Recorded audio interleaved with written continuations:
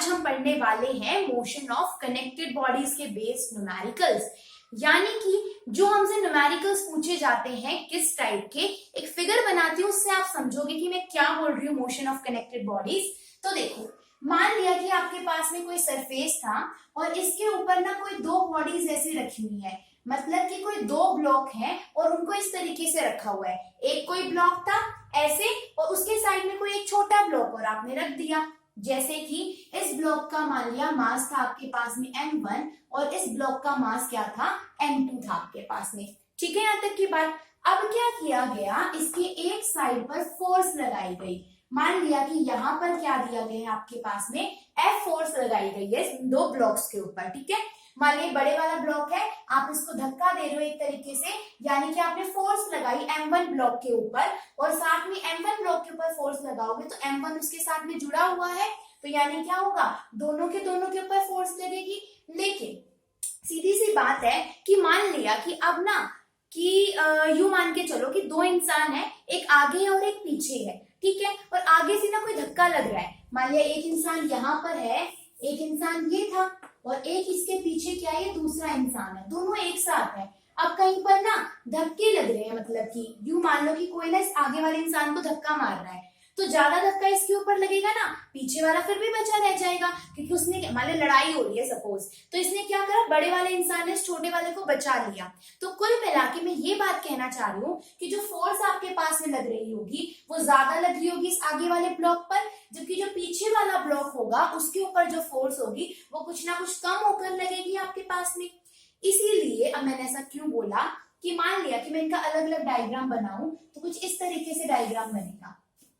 ठीक है, देखो यहाँ पर आपके पास में ये एक ब्लॉक था और यहाँ पर आपके पास में दूसरा ब्लॉक था। मैंने इनको थोड़ा लूज करके बना दिया। इसके ऊपर मास m1 था और इसके ऊपर मास m2 था। अब मान लिया कि लड़ाई हो रही है और यहाँ से इस a1 ब्लॉक के ऊपर क्या लग रही है, m1 मास के ब्लॉक के ऊपर फोर्स लग रही है। ठीक है, तो ये पीछे वाला ब्लॉक क्या करेगा, कुछ सपोर्ट तो प्रोवाइड करेगा। मतलब यूं मान के चलो जो पीछे इंसान है वो क्या करेगा, इसको मान ले धक्का देगा आगे का, भाई तू आगे टिका रहे, कहीं मेरे ऊपर बात ना आ जाए। तो एक तरीके से क्या कर रहा होगा, जब लड़ाई हो तो पीछे वाला धक्का देता है, तू आगे रहे।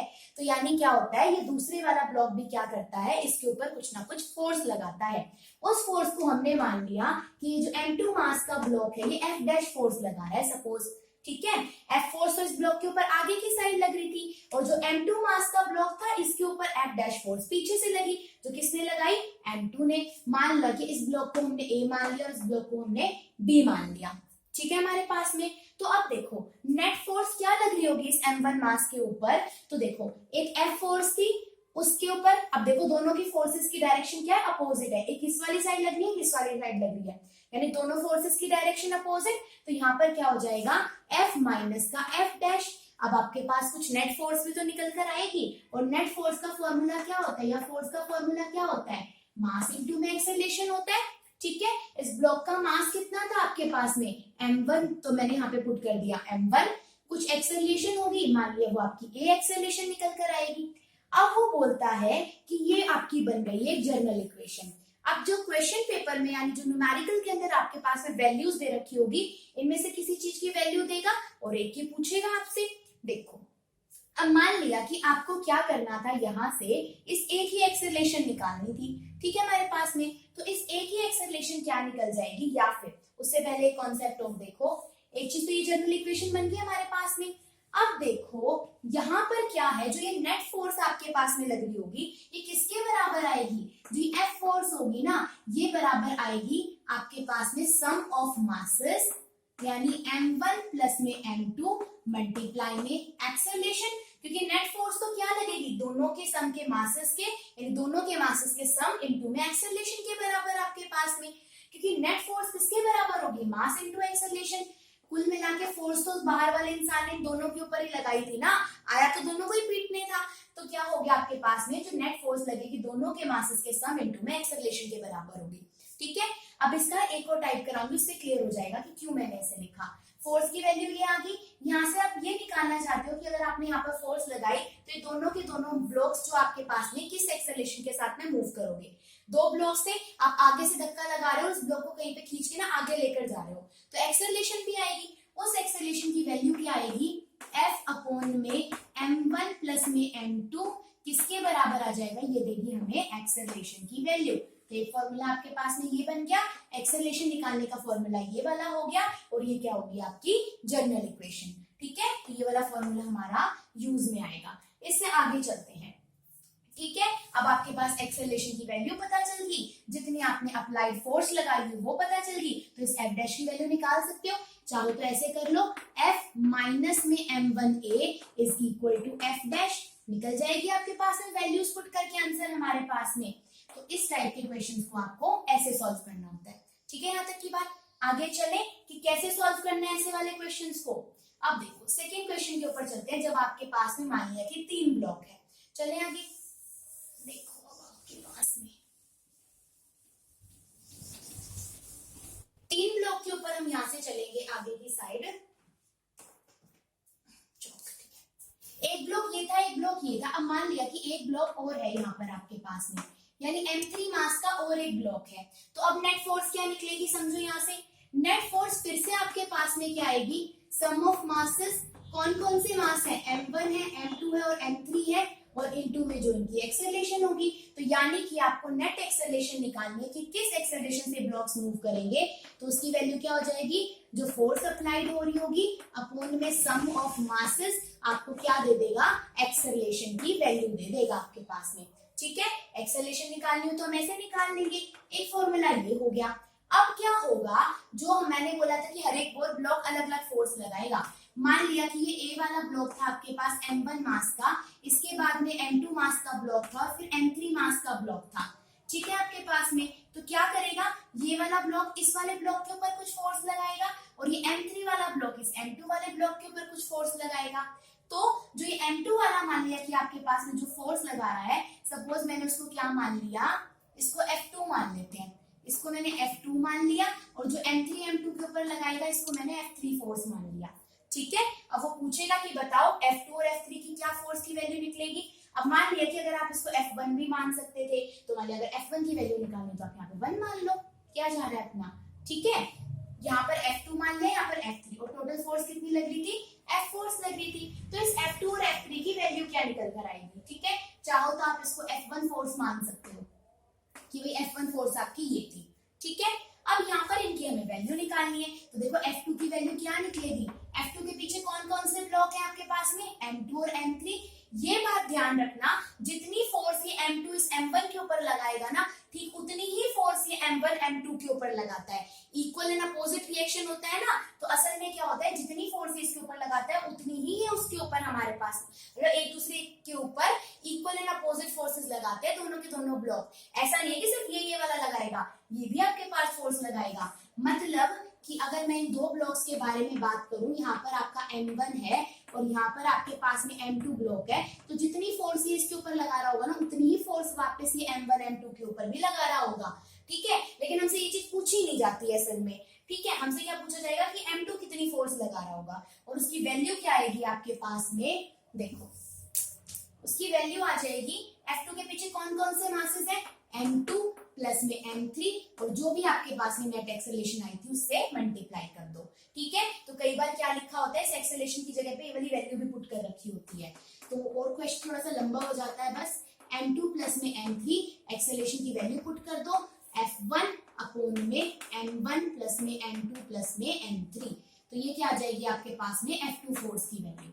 ठीक है, तो ऐसे भी लिखा हुआ होता है, बट पेपर में ऐसे मत करना। पेपर जब न्यूमेरिकल सॉल्व करो तो पहले एक्सेलरेशन की वैल्यू निकाल लेना, फिर यहाँ पर आप पुट कर देना। ठीक है, ताकि इतना लंबा ये हमें ना लिखना पड़े, पर बुक्स में लिखा होता है तो हमने इसका एक जनरल फॉर्मूला भी देख लिया। ठीक है, अब बच गया F3 के ऊपर आ जाते हैं।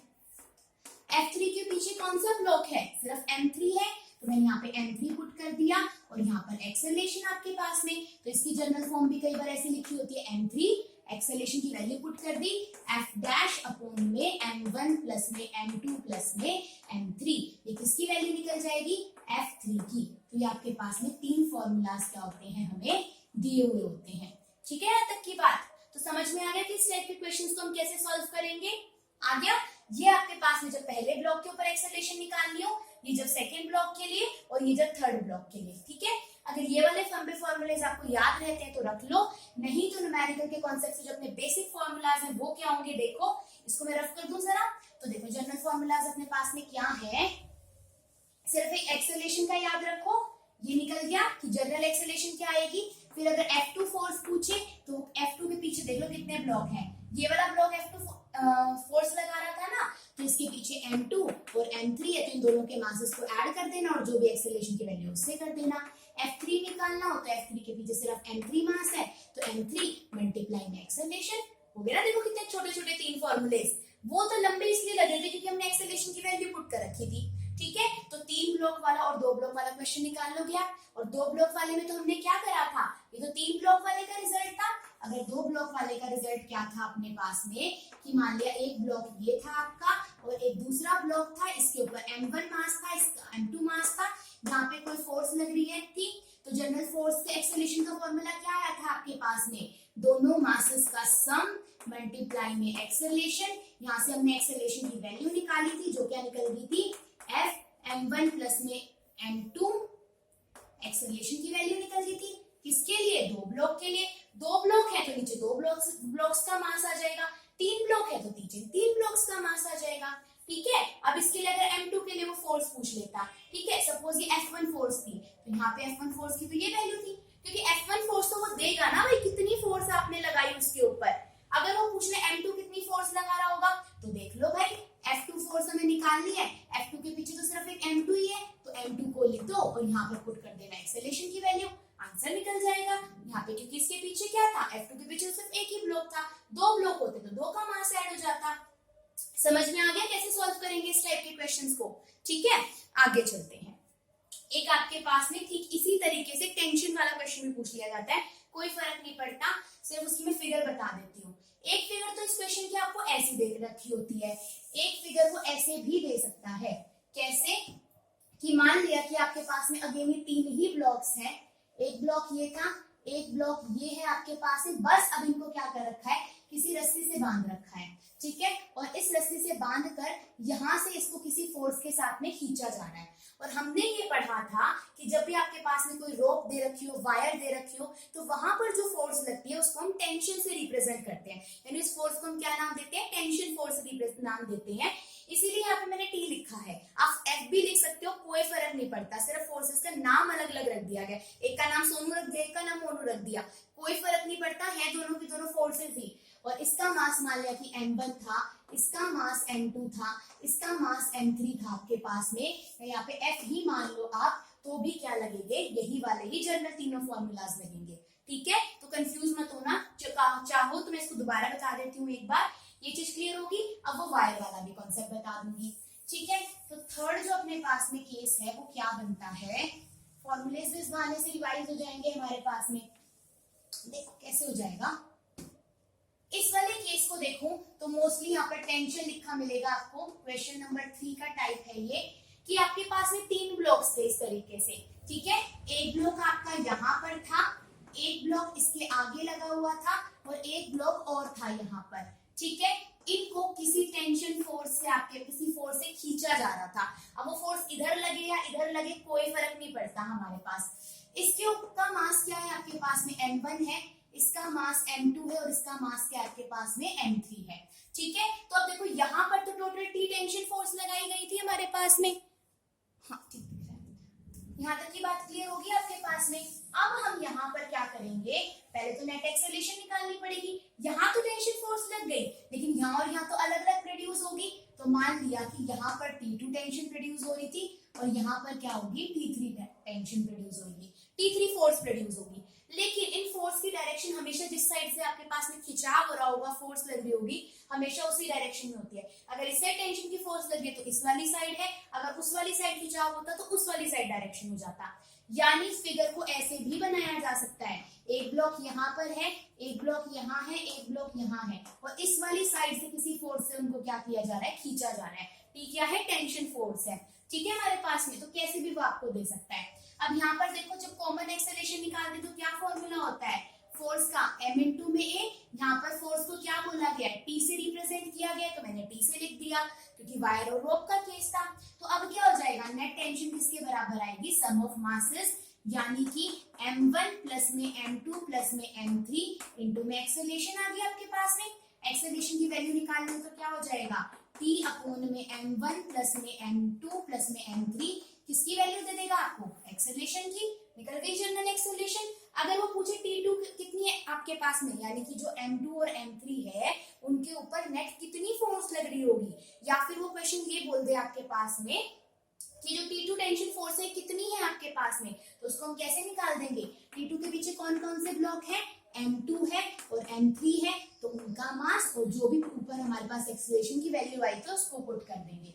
T3 के लिए पूछे आपके पास में, तो T3 के पीछे एक ही मास है तो m3 इंटू में एक्सेलरेशन। निकल गए आपके तीनों के तीनों फॉर्मूलाज। ठीक है, ये तो होगी इनकी बेसिक फॉर्म। इसके ना मैं न्यूमेरिकल्स और कराऊंगी जिससे कि ये क्लियर हो जाए कि भाई क्या टेंशन और क्या चीजें बोल रहा है। ये होगी अपने पास में जर्नल फॉर्म।